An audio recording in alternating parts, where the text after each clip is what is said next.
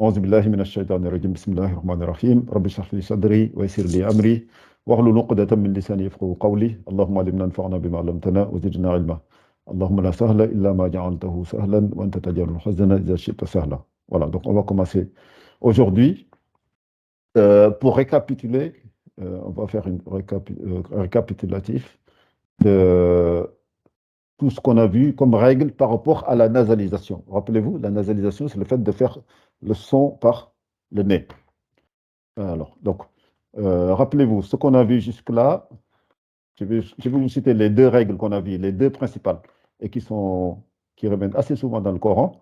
On a vu celle-là, la lettre, le izhar. Izhar, ça veut dire quand on disait qu'il faut lire avec transparence, il faut lire avec clarté et tout mettre en évidence ou tout mettre en valeur. Donc, c'est les lettres de la gorge. Rappelez-vous le hamza au fond, le ha au fond aussi, le aïn au milieu, le ha au milieu, le raïn au début de la gorge, ra, et le kha au début de la gorge aussi. Kha, ah, ar, ah, ah. Donc, ces 6 lettres-là. Donc, comptez-les, ça fait 6 lettres. Parce que je vais vous donner à la fin une règle qu'on va voir pour toutes les lettres qui suivent. Je vous demanderai de prendre l'alphabet arabe, d'enlever les lettres qu'on va voir, qu'on est en train de voir. Donc, pour l'instant, on en a vu 6. Les 6 lettres de Izhar, qui sont les lettres de la gorge.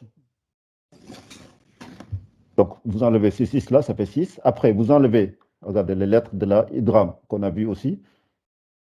Idram, rappelez-vous, Idram, elle est là. Idram, c'était les 6 lettres qui font l'entrelacement qu'on avait vu. C'est le Yarmalouna. Il y a le Ya, le Ra, le Mim, le Lam, le Waw, le Nun. Donc, c'est 6 lettres. Donc, on a vu les 6 lettres de Idhar, la gorge. Les 6 lettres de Yarmalouna, qui sont les lettres de Idram. Rappelez-vous, Idram, on avait vu, c'est l'entrelacement. Et maintenant, on va voir rapidement, ça concerne une seule lettre, qui est la lettre Ba. Et donc, ça, c'est ce qu'on appelle la substitution. Pourquoi on l'appelle substitution? En arabe, c'est iqlab. On l'appelle iqlab. On l'appelle substitution puisque quand je vous donne directement dans un exemple, comme ça vous le voyez tout de suite. Alors, la substitution, ça veut dire que si j'ai un tanwin, regardez bien, tanwin, wa anta hillun, je vais l'agrandir un peu plus, ce qu'on était en train de dire juste avant que tu arrives, Sering. Donc, wa anta hillun, donc normalement, c'est 2 damma, 2 ou qui sont là. Alors, si c'est un ba qui vient après, quand j'ai cette situation-là, un tanwin ou un nun sakina, et après j'ai un ba qui vient, je remplace le n qu'on entend dans le lun, le n, je le remplace par un m. C'est pour ça que je fais bi, bi.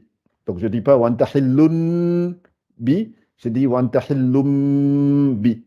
Puisque le mime, c'est plus proche du bas. Ça m'aide de plus à préparer, à dire le bas. Puisque le bas avec les 2 lèvres et le M, c'est avec les 2 lèvres. Ça fait wa anta hillum bi. Alors, dans Quraysh, je pense qu'on en a un exemple aussi. Ah oui, si on doit lire, par exemple, à la fin de Surat Al-Fil, l'éléphant, Alam Tara. ألم تر كيف فعل ربك بأصحاب الفيل ألم يجعل كيدهم في تضليل وأرسل عليهم طيرا أبابيل ترميهم بحجارة من سجيل فجعلهم, le dernier verset. Si je dois lire le dernier verset, et j'ai l'intention de continuer directement avec la sourate suivante, qui est Al-Quraysh, l'Ilaf Quraysh. Donc je fais فجعلهم كعصف مأكول بسم الله الرحمن الرحيم لإيلاف قريش. Faut pas que je m'arrête là. Si je suis engagé là, rappelez-vous, on avait vu quand on lit entre les sourates, si on ne s'est pas arrêté entre le dernier verset de la précédente et le Bismillah de la sourate suivante, je suis obligé de lire ce premier verset de la sourate suivante qui est là. Donc là, on a un tanwin. Quand c'est ma'koulin, qu'est-ce que j'ai? C'est un ba. Donc je remplace l'une des n là, le n que j'ai Ma'kulin, ma'kulim. Je ne dis pas le N, je le remplace par un M. Donc, ka'asfim ma'kulim bismi. Ma'kulim bismillahir rahmanir rahim. Vous voyez? Donc, c'est juste ça qu'il faut retenir, c'est le ba, c'est le iqlab.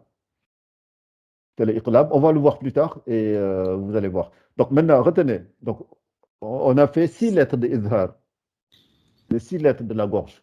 Le A, le H, le Ain, le Ha, le Ghain, le Kha. On a fait les 6 lettres de idgham, yarmalouna, l'entrelacement. Yarmalouna, ça fait 6 plus 6, ça fait 12.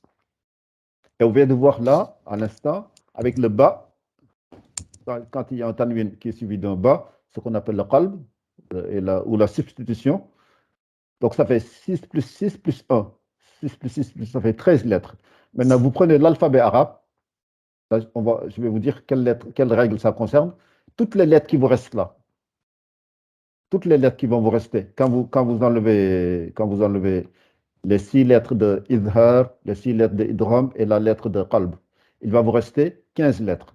L'alphabet, on va considérer, il y a 28 lettres. Donc vous enlevez, vous faites 28 moins 13, ça fait 15. Là, vous comptez, il y a 15 lettres ici. Donc toutes ces lettres-là, s'ils sont précédés de tanwin ou nun sakina, on a une règle qu'on appelle le ikhfa. Ikhfa, on dit c'est la dissimulation. Vous voyez? Donc on a révisé tout ce qu'on a vu juste avant. Et ça nous aide à savoir quelles sont les lettres de la dissimulation. Donc on enlève tout ce qu'on a appris jusque-là, on les enlève de l'alphabet. Donc les 6 lettres de la gorge, les 6 lettres de la gorge, donc le idgham, après le ba, et le qalb. Donc ça fait 13 et il nous reste 15. Donc toutes ces 15 lettres-là, s'ils sont précédés de tanwin ou de nun sakina, on va faire ce qu'on appelle le ikhfa. Le ikhfa, c'est la question que Femme m'avait posée la dernière fois. Min sharri. Voilà. C'est min. Alors, on va revoir même l'exemple avant que je. Comme c'est la raison pour laquelle on fait ce cours-là, l'une des raisons. Vous voyez, ça fait min sharri. Cette lettre-là, ce n'est ni une lettre de idhar, ce n'est pas une lettre de la gorge, ce n'est pas une lettre de idgham, ça ne fait pas partie de yarmalouna, ça c'est. Donc, c'est pas aussi un bas, le qalb qu'on vient de voir. Donc, ça veut dire qu'il fait partie des 15 lettres qui restent. Et donc, comme elle fait partie, on fait ce qu'on appelle la dissimulation. Ça veut dire on ne va pas lire le N qui est là. Le nun là, on va pas la lire. Tanwin ou nun sakina, on va pas lire. On va dire, on va dissimuler le M. Alors, on va la dissimuler entre un runna du idgham et un izhar pour la transparence. Donc ça fait, entre les deux, de ce qu'on a vu jusque-là, donc on va faire, ça fait mi sharri. Alors, retenez deux choses. Ça veut dire que c'est un runna. Alors, on va dire il y a 50% qui sort par le nez et 50% du son qui sort par la bouche. On va s'entraîner, il faudra vous efforcer et ça va venir. Donc 50%, ça fait. Mais alors pour savoir, parce qu'il y a parfois certaines personnes qui ne comprennent pas, ils vont faire. Min. Ça veut dire qu'ils sortent tout par le nez. Pour savoir si tu sors 50-50, tu fermes le nez, le son va changer, mais ça continue à sortir. Ça veut dire que tu faisais 50-50. C'est juste à fermer. Tu as un robinet, il y a une moitié qui sort là, une moitié qui sort là. Si tu fermes le robinet, ça continue à sortir. Maintenant, si tu faisais tout par le premier robinet, si tu fermes ce robinet, il n'y a rien qui sort. Donc, ça fait quand je fais min, ouais, ça veut dire que je faisais tout par le nez. Maintenant, si je fais min, voilà, il faudra vous entraîner. J'avoue que la première fois qu'on l'apprend, on ne va pas forcément l'appliquer tout de suite, mais avec le temps, ça va venir. Donc, retenez ça, que le but, c'est de mettre la langue sans toucher le palais. La langue ne touche pas le palais, hein, parce que si on touche le palais, ça veut dire tout sort par le nez. Donc la langue, elle est vers le bas. Donc on ne touche pas le palais. Et souvent, on essaye de l'orienter vers la sortie de la prochaine lettre. Là, c'est un chat. Donc ça veut dire que c'est le milieu de la langue. Donc elle est simple. Mais on n'est pas obligé de placer à un endroit spécifique. Donc, on peut juste laisser la langue vers le bas, ça fait min sharri, min sharri. Alors, c'est comme, alors, souvent, je disais aussi, pour ceux qui ont appris le français, je leur dis, c'est comme quand tu fais le son que tu entends là, quand je fais, mais c'est comme quand tu fais on va faire quelque chose. On va, on va à l'école, quand tu fais le on, c'est à peu près le même son, parce que tu le fais naturellement. Quand tu fais on, tu fais 50-50. Comme ça, je vous donne un repère pour tout à l'heure, quand vous allez la prononcer. Alors, je vais vous donner un autre exemple. Comme ça, vous savez que toutes les lettres qui sont,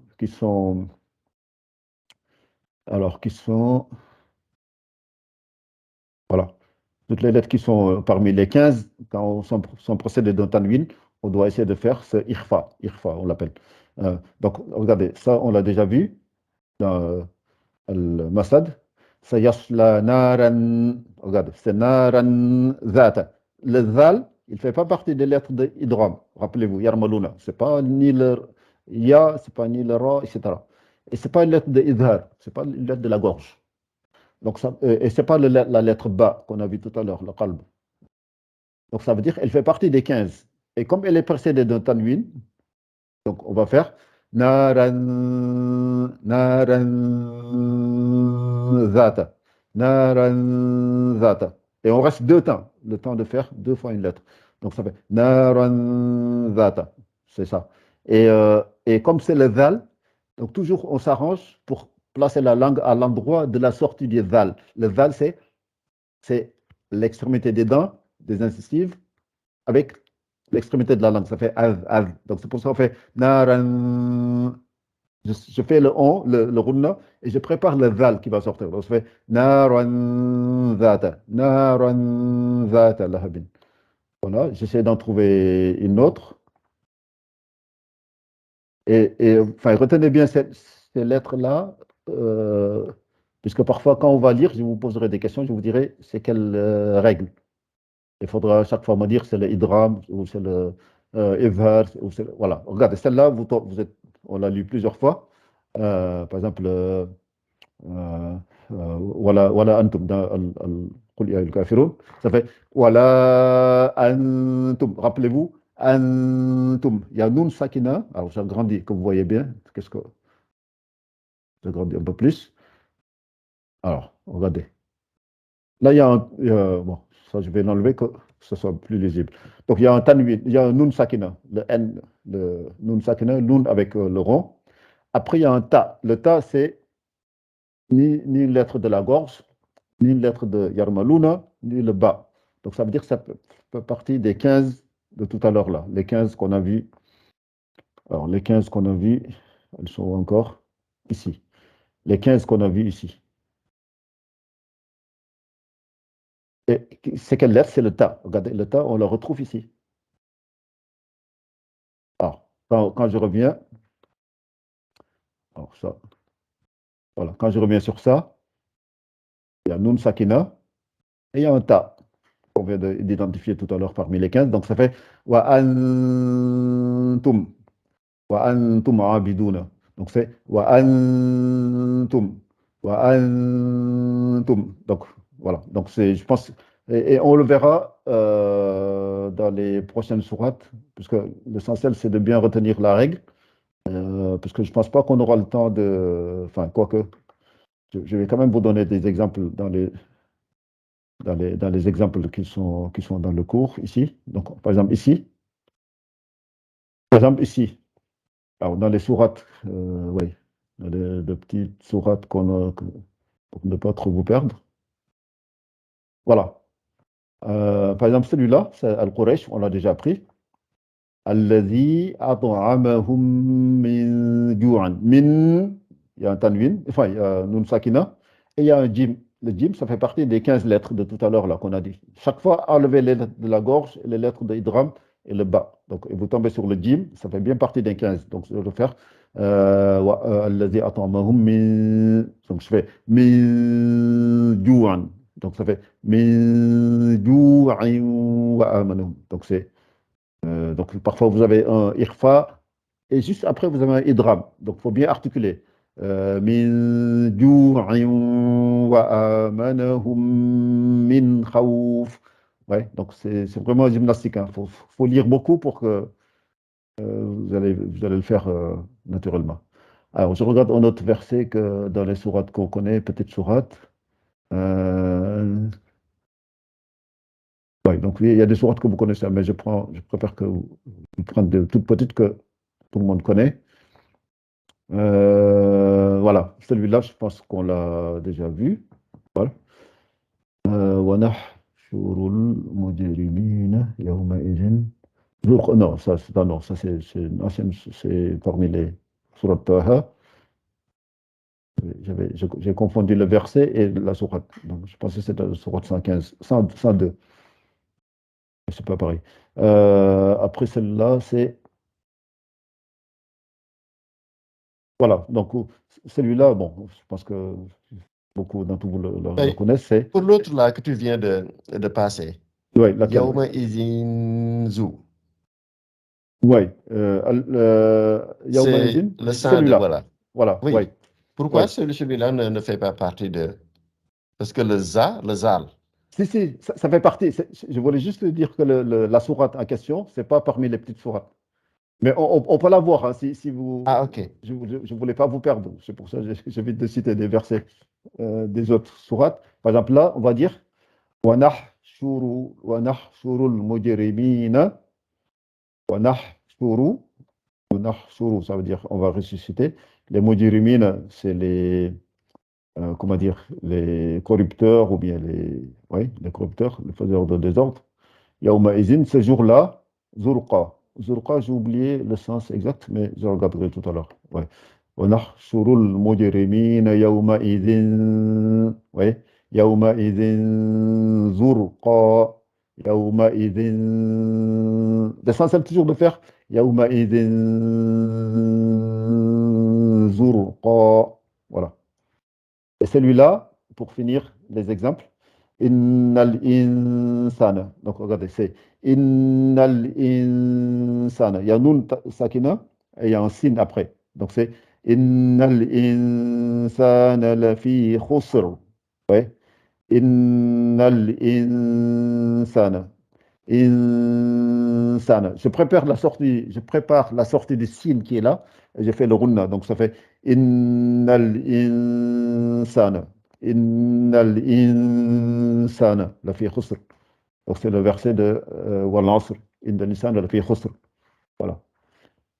Voilà. Après, je préfère, c'est pas la peine de citer beaucoup, beaucoup. De toute façon, le reste, comme vous avez vu la règle, même rapidement, quand on va faire quand on va la rencontrer, cette règle-là, je vais vous la rappeler souvent, et à force de la rappeler, ça va rester. Mais là, c'est c'est normal, vous n'allez pas tout de suite la retenir ou la garder. Mais avec le temps et avec les exemples qu'on va rencontrer dans le Coran, vous allez finir par bien la retenir.